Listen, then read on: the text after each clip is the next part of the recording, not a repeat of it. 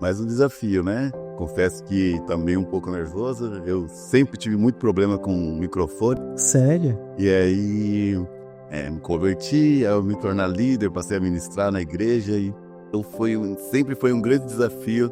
É desafio esse que o Senhor tem me levado a superar, né? E esse microfone mais câmera, o desafio multiplica. Fica mais difícil ainda. Mas, como a gente sabe que é para um bom propósito, né? Para testemunhar, levar ao nosso testemunho aquilo que Deus fez nas nossas vidas, a gente enfrenta, né? Desafios foram feitos para enfrentar, né? Quem eram vocês ali na fila do pão, vamos dizer assim? Se é que podemos falar isso? Eu era conhecido como Clodoaldo, né? Só para começar, Clodoaldo, viciado em drogas, né? Por 12 anos, depressivo, pensamento suicida, sem perspectiva nenhuma de vida. E não tinha realmente perspectiva nenhuma, não tinha convívio, contato nenhum com Deus. Me dizia católico, mas aqueles católicos só ia em missa de 7º dia de alguém, mas tinha que ser alguém muito próximo mesmo, né? Então não era, na verdade, né? Não conhecia nada de conhecer absolutamente nada, né? E fui convidado para um encontro com Deus, né? Inclusive quero abrir um parênteses aqui, né? Dia 6, 7, 8, teremos esse encontro novamente, né? No sítio em Mariporã. Nunca tinha entrado numa igreja evangélica na vida, eu carregava comigo um dilema que crente morde a gente.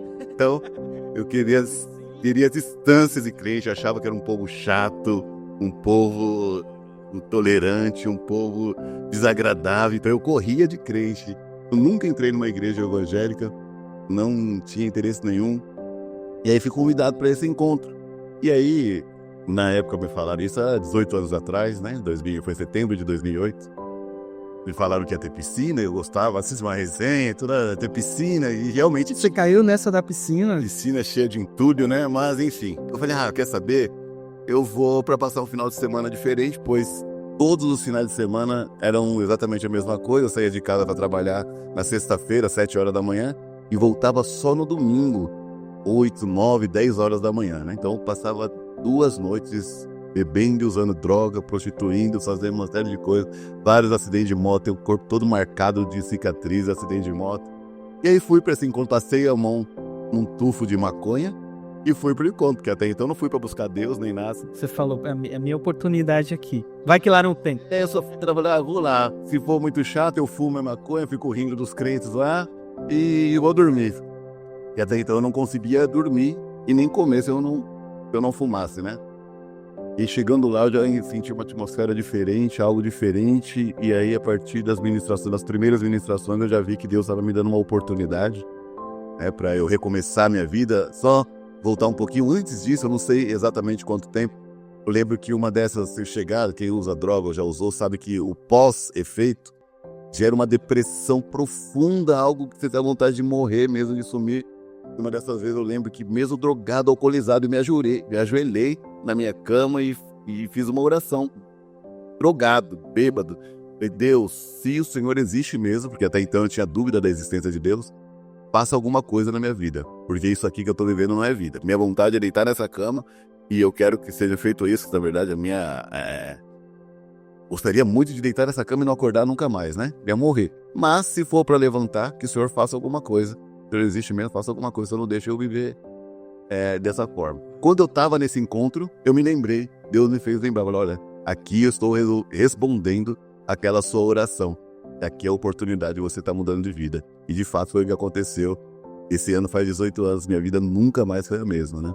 Muitas pessoas acham que o encontro, assim como o batismo, no cristianismo, é o fim das coisas. Então as pessoas costumam dizer, não estou preparado ainda para ir para o encontro, não estou preparado para ir para a igreja, não estou preparado para aceitar Jesus. Sim. E na verdade o encontro, essa primeira experiência com Jesus, nada mais é do que um começo, né? Ou um recomeço da sua vida, né? O início.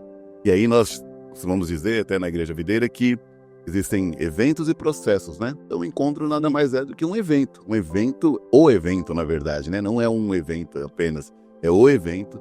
E como tudo na vida tem um processo, né? E esse processo, infelizmente, nem todos têm disposição de se permitir passar, né? Eu lembro que quando eu fui, mas pelo menos mais uns 10 amigos, conhecidos, né? Aham. Que tinham o mesmo contexto de vida que eu, de usuário de drogas, da vida destruída.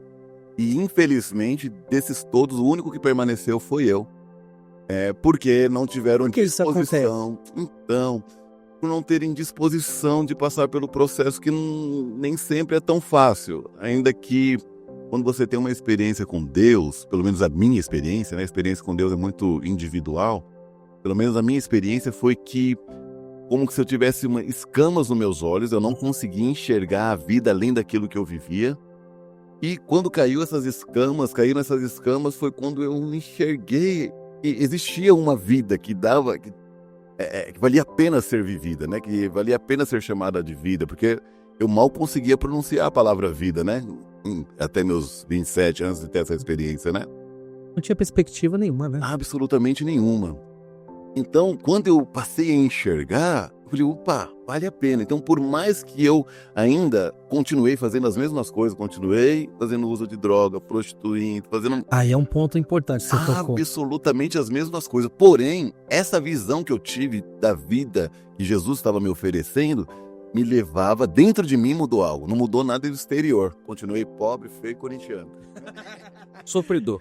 A única coisa mais ou menos ainda era o corintiano. Mas mudou no meu interior. Tanto que eu me lembro, até uns tempos atrás, um amigo meu, Agora é Globogol. um dos melhores amigos meus, né, que eu tive, eu tenho ainda, né, meu amigo até hoje, ele foi jantar uns tempos atrás na minha casa e ele me falou algo que me marcou, eu até lembro que eu falei isso. Nós estávamos num bar, depois de ter passado por encontro, depois de ter me batizado, nós num bar, bebendo, e eu falei pra ele, olha, é por pouco tempo que eu vou estar aqui com você, porque Deus está mudando a minha vida, e eu não sei exatamente quanto tempo, mas logo, logo esse ambiente aqui não vai fazer parte mais da minha vida. Uau. E ele, acho que 10 anos, talvez, 15 anos depois, ele jantando na minha casa, com as nossas famílias, né?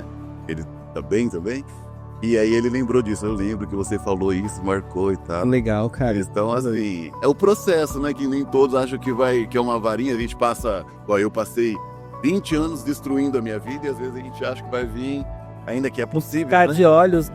Mas não é assim, né? Tem pessoas que saem do encontro e têm a vida completamente transformada. Mas cada um tem a sua experiência e cada um tem o seu processo. E o meu processo durou, até que não durou tanto, né? Com 4 meses eu frequentando a igreja, nunca deixei de ir na cela. Mesmo passando o processo de transformação completa. Eu cheguei aí pra igreja bêbado, desde sexta-feira acordado, o culto era à noite. Eu 2 noites sem dormir, cheirando álcool. Cheguei a ver com droga no bolso. Eu fui ver quando eu tava lá na igreja. Coloquei a mão no bolso, tinha droga no meu bolso ainda. Fui no banheiro e joguei fora, mas mesmo assim eu ia. Porque você não tinha vergonha? Tinha. Só que aí eu me questionava, né? Tem 2 vergonhas que eu posso passar. A vergonha de ir na igreja, talvez as pessoas perceberem e olhar diferente pra mim. Ou a vergonha que eu já estou passando há 15 anos. Chegar bêbado em casa, vergonha pra mim, pra minha família. Sim. Chegar de trabalhar e a vida é um ciclo vicioso, nunca conquistar nada, nunca ter nada e nem ser nada, né? Sim. E aí eu optei, falei, não, eu vou, ainda que eu passe um pouquinho de vergonha, ainda que ninguém nunca me julgou, a Igreja Videira, converti na Igreja Videira, né? E nunca saí. Sempre me abraçou, sempre me acolheu e isso fez toda a diferença na minha vida também.